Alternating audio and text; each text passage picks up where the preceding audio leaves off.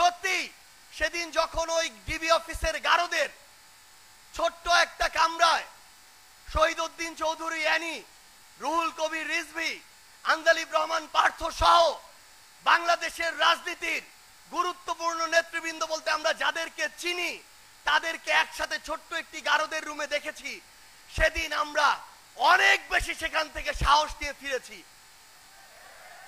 কিন্তু এখন যখন এই অভ্যুত্থান পরবর্তী বাংলাদেশে আমরা দেখি যে হাবিবুর রহমান, ফজলুর রহমানরা ফ্যাসিবাদের টোনে কথা বলে, তখন আমরা আবারও আশাহত হই।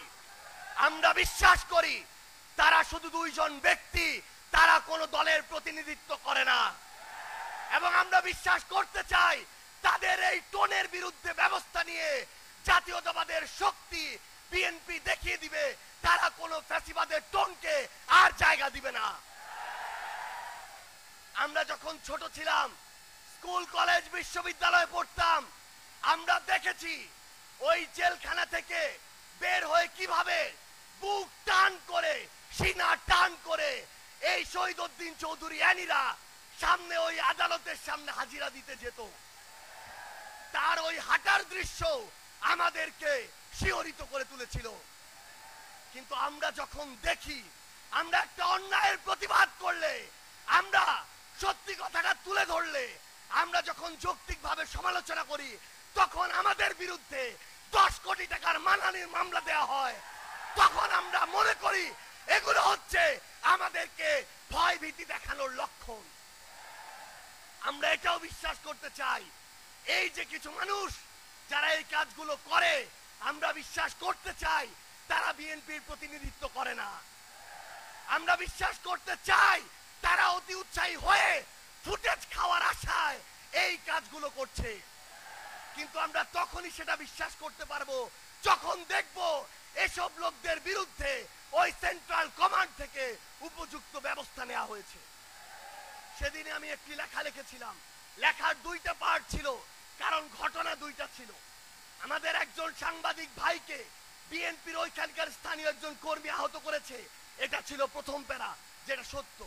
দ্বিতীয় প্যারা ছিল স্থানীয় একজন, আমি লিখেছিলাম চাঁদাবাজ সন্ত্রাসী, আমি স্পষ্ট করে লিখেছিলাম চাঁদাবাজ সন্ত্রাসী আমার আরেকজন সাংবাদিক ভাই তুহিনকে গলা কেটে হত্যা করেছিল।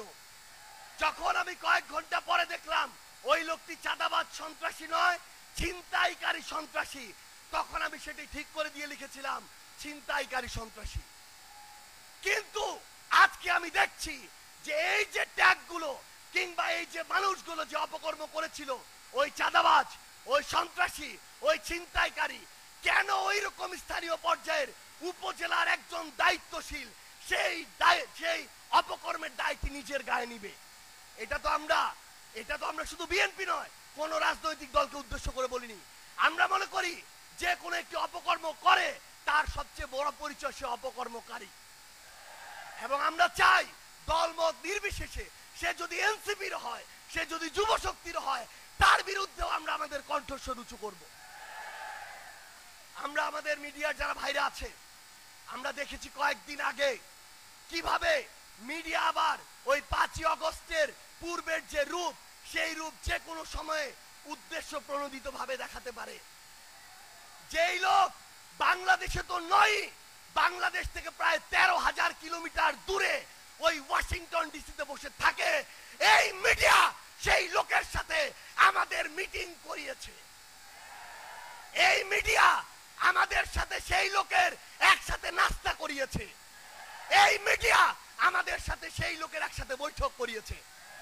আমরা দেখি 3 বার ব্রেকিং ব্রেকিং ব্রেকিং দিয়ে ওই চ্যানেল 1, এই চ্যানেল 1 থেকে প্রথম এই প্রোপাগান্ডা পুরা বাংলাদেশকে, পুরা পৃথিবীকে গেলানো হয়েছে।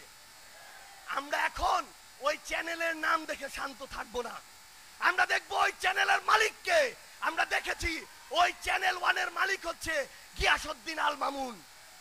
আমরা দেখবো ওই গিয়াসউদ্দিন আল মামুনরা কার ছত্রছায়ায় এত বড় প্রোপাগান্ডা করার সাহস পায়।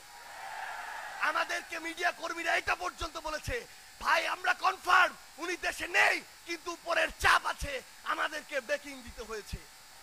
আমরা সেই সকল head of multimedia, head of news, এসব অপকর্ম করে আপনারা আর পার পাবেন না। আর আমরা ছাড় দিব না, ওই গোড়ায় গিয়ে আমরা হাত দিব। আমরা আরেকটি কথা স্পষ্ট করে বলি, আজকে নাকি সিআইডি কে তদন্তের দায়িত্ব দেওয়া হয়েছে। সিআইডি কে তদন্ত করতে বলবো, যেই লোক বাদী হয়ে